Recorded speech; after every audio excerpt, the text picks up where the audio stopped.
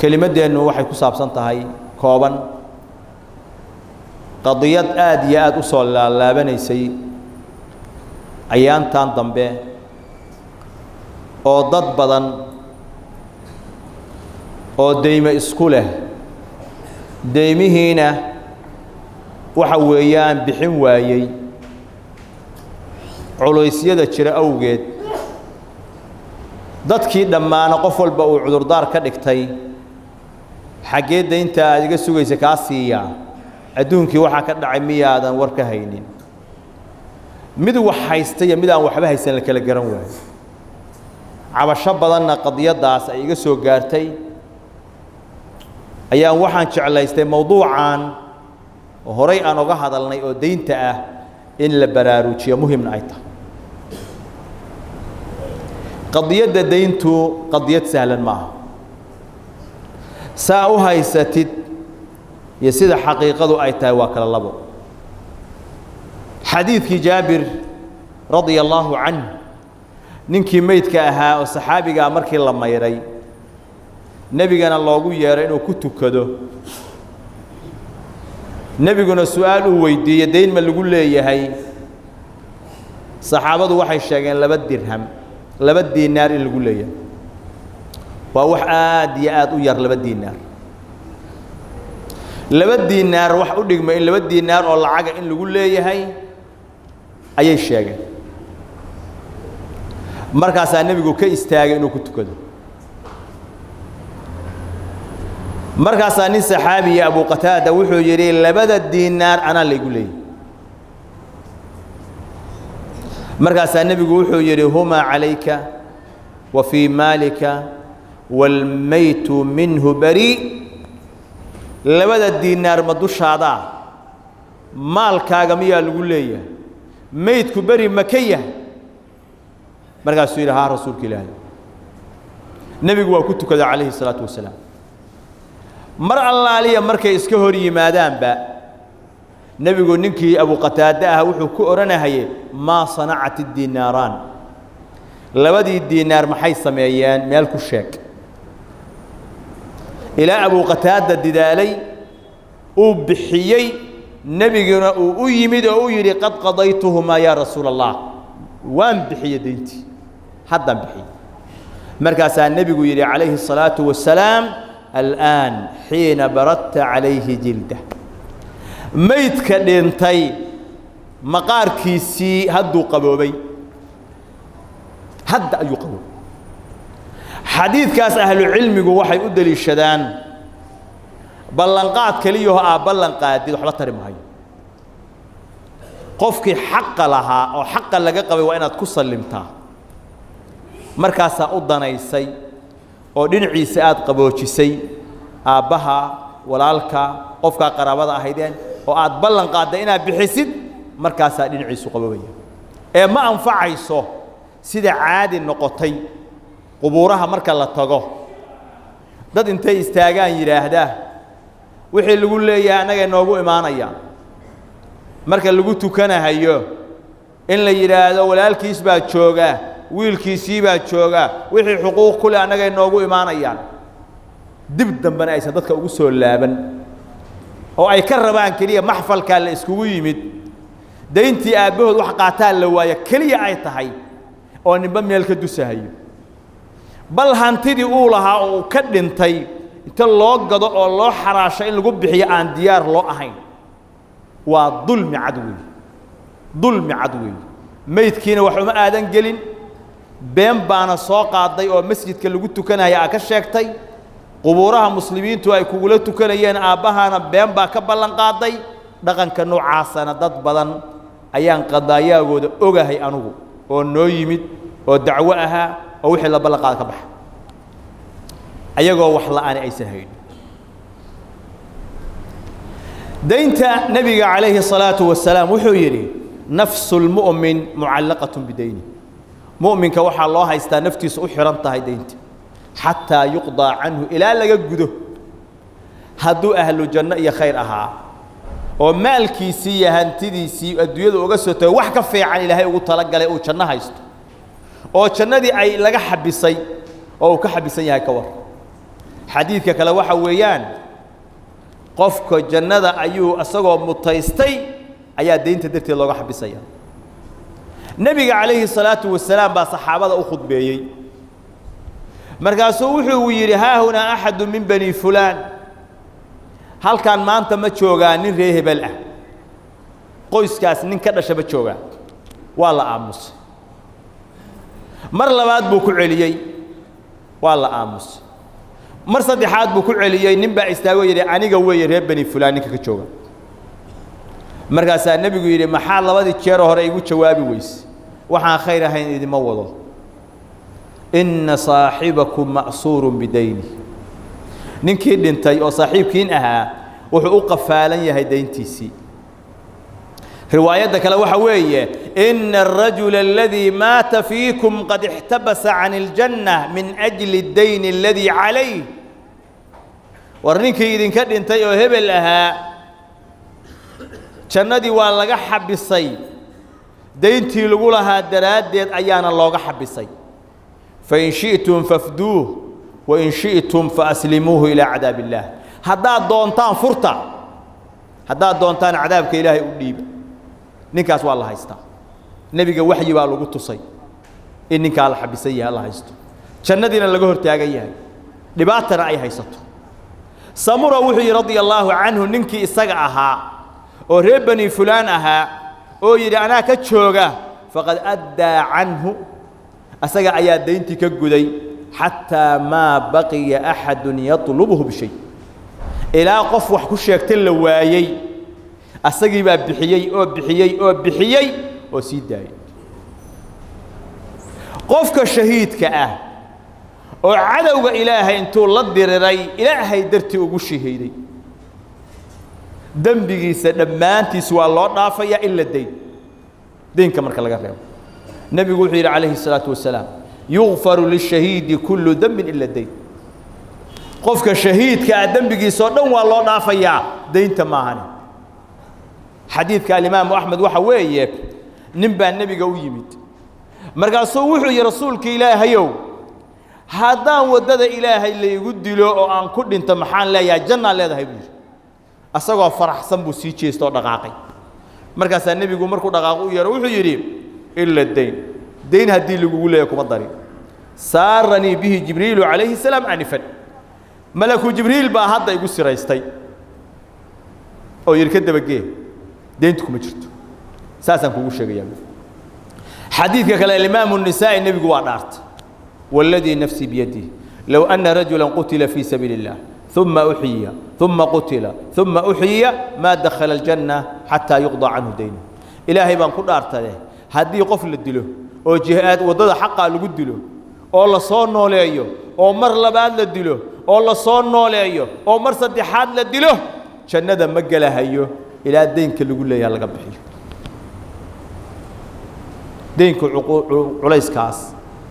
iyo dhibaatadaas ayuu leeyahay maantana dadka la shinsanahayo oo xoolaha loo kaydinahayo oo loo ilaalinahayo oo badna inay deynta ka gudayaan waxa iyagu ay naftooda ka bixiyaan iska daayee maalkaaga xaq lagu leeyahay in laga bixiyo ayaan in badan loo fadhin waxaan garanayaa kuwa 10 sano ay ka soo wareegtay qaar 5 sano ay ka soo wareegtay oo aabbayaalkood ay dhinteen hantina ay ka tageen deynna lagu leeyahay walina ilmihii ay leeyihiin dhulku ilaa qiimo fiican lagu helo ilaa tala la iskugu loo dhan yahay la iskugu yimaado Yurub iyo Ameerikaan kala jirnaaye mar aan isku nimaadno markaasna aan gadno markaasna aan bixino ayaan gaari doonaa intaas oo sano ay ka soo wareegtay hantidin miskiinkaas u tabcay oo juhdigiisa iyo dhiidkiisa uu galiyay oo maalin walba la leeyahay qiimo dhac baa jira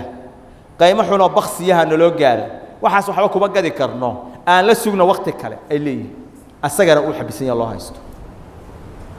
waa musiibo aad iyo aad weyn badan qofka deynta qaadanaya waa inuu ilaahay ka baqaa niyadiisa waa inay tahay inuu bixiyo xaqaan oo iska gudo إلهي وأفضلينيا نبي النوح عليه الصلاة والسلام من أخذ أموال الناس يريد أداءها أدى الله عنه dadka xoolahooda qofkii qaata asagoo doonayo niyadiisu ay tahay inuu bixiyo gudo ilaahay waa ka gudaya ilaahay waa ka gudaya waman akhadaha yuriidu itlaafaha atlafahu allah qofkii qaata dadka xoolahooda doonaya inuu talfiyo oo uu dhaafsiiyo oo uusan ku celin ilaahay baa talfinaya oo dhaafsiinaya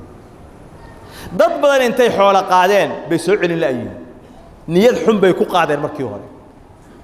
niyaddii xumooda ay ku qaadeen ayaa loo qabta markaas xoolihiina dhaafeen xaqiina lagu leeyahay deyntiina lagu leeyahay qofka qaadaa waa inuu iska ilaaliyaa markay u sahlanaata inuu bixiyo oo laga soo doono inuu meermeeriska ka daayo waqtiga uu qabtay markii la gaaro waa inuu ilaahay ka baqaa hadduu awoodo inuu bixiyo waa inuu bixiyo hadduunan awoodin oo uusan haysanin ilaahayna ku og yahay runna uu sheegahayo muddadii intaan la gaarin markay soo dhawaato waa inuu cudurdaar geeyaa oo walaalkiis u tagaa laakiin markii la gaaro loo yimaado ayuu been ku darsanaya xaqii uu qabay oo uu ka meermeerinayo been ku darsanaya oo uu leeyahay waxba fara kuma hayo wixiina waa ku danaysto shaqooyin buu ku qabsado hawluhu ku kala agaasimay danuu ku qabsado wuxuuna rabaa inuu deyntaas uu qaatay waqtigeedina la gaaray inuunan bixin ee meelo kale wax uga jaafjaafo faa'iidooyin markuu soo helo iyo waxyaalo kale uu qabsado iyo mar raba wixii lagu leeyahay xaq lagu leeyahay xoolihiisa inuu xaraasho mar rabo dhul inuu gado mar rabo business uu ku jiro inuu uga soo saaro mar rabo kambaniyaal uu ku darsado inuu uga bixiyo mar rabo hawlo uu ku qabsaday mar rabe wuxuu rabaa inuu ka dhigo arinta qofkan deynta ku leh muhiimadda koowaad iyo midda labaad iyo midda saddexaad midna inaysan ahayn dii wax loo heli karaan loo tuuro la iska fujiyo qayladiisa hadduu mar labaad soo cabto wax yaroo kale loo tuuro ilaa marka dambe la gaarsiiyo sidii shaacirku uu yidhi umaatiluka alcasrayni xataa tamallanii watardaa binisfi اddayni walanfu raagimu labada waqtiba waan ku meermeerinayaa ilaa aad iga noogtid oo iga daashid oo aad ku raali noqotid xoolihii deynta ahaa oo kaa maqnaa barkood inaad raalli ku noqotid adoo ku qasban oo si sandulla aad raalli ugu noqotid ayaan ku meermeerinaya oo marka dambe qofka uu gaaro inuu yidhaahdo war wixii aan kugu lahaa bar ka mida waa ka tanaasul iska qaado barka kale isii u gaarsiiyo dhaqankaas dhaqan shaytaan weeye ilaahayna qofkaa waxa uu la haray u barakayn maayo dulmina weeye waa kan nebigu yidhi matlul ghaniyi dulmun qofka hantilaha ah meermeerintiisa uu meermerinaya qofka xaqa ku leh waa dulmi weeye dulmigana waxa weeyaan si degdeg uu kaaga soo ifbaxay arrinka kale oo muhiimka waxa weeye qofku inuu ilaahay deyn ka magan galo nabiga ducadiisa waxaa ka mid ah calayhi salaatu wasalaam allahumma innii acuudu bika min alhammi walxusn walcajzi walkasal waljubni walbukhl wadalaci اddayni waqahri الrijaal ilaaha waxaan kaa magan galay murug iyo xusni iyo tiiraanyaan kaa magan galay cajzi iyo kasal tabar la'aan iyo wahsi ilaah waa kaa magan galay fulaynimo iyo bakhiilnimo ilaah waa kaa magan galay dayn intay iga qaalib noqoto iyo raggu in la idirqiyo oo la iduleeyeen ilaah waa kaa magan galay marka dayntu hadday kaa qaalib noqoto oo qofka waxa weeyaan ay dulayso oo waxa ilaah laga magan galo subxaana wa tacaala walidaalika nabigeena calayhi salaatu wasalaam saxaabadiisa wuxuu baray duco qofka daynka lagu leeyahay haddii uu lagu leeyahay buuraha waxa la eg si ikhlaas iyo si dhabana ilaahay uu ugu baryo ilaahay uu ka aqbalahay cali ibn abi aalib ayaa waxa u yimid nin adoon ah adoonka xoolaha lagu leeyahay inta haddaa keentid waad xoroobaysaa baa leeyahay xoolihii laga rabay buu raadinayaa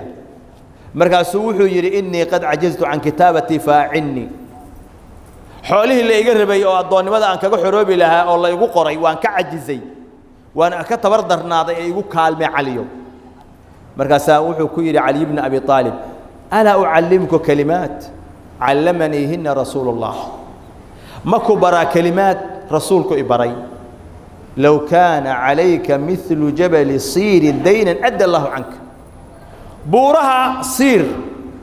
waa meeshay reer tayi ay degi jireen buuro fara badan ku yaalla buurahaas oo kaloo dayna haddii lagugu leeyahay ilaahay uu kaa gudayo ducadaas ma ku baraa اللهم اكفني بحلالك عن حرامك وأغنني بفضلك عمن سواك تاس وينفي معناه محوية اللهم اكفني بحلالك إله حلاش شاءات السياسة إله يكافي عن حرامك حرامت إله يكافي أو هداد حلال يرهيستid إلهي قناعة وكوغو دره أو حلاشي آد كغل كافتونتid وقول يلي ما ويوي إله حلاش يكافي أو حرامت يكافي وأغنني بفضلك عمن سواك إله فضلك يقول ديق أو غني يقدك عد الله عدي كاسو هرتي إله يقول ديق أو مركز على خلقي وأباهن دعاء سيدة أكون العلي قفك مدينك أو نيدي سؤال وناكسنتهاي أو حولها مركو قادنا يوقعت إنه جده أو إلهي يوجه النيديسة هدو كل العلي إلهي وأو أقبل يا دين تنسي سهلا بأقب حيسا مساجد كان وحى يقول يمدبري دويتنين دعاء سنتو دقيستي أخريي مركي مقلي كل العليي maalmaka bacdiina waxa isoo galay buu yiraahdo aanan waligay ku fakirin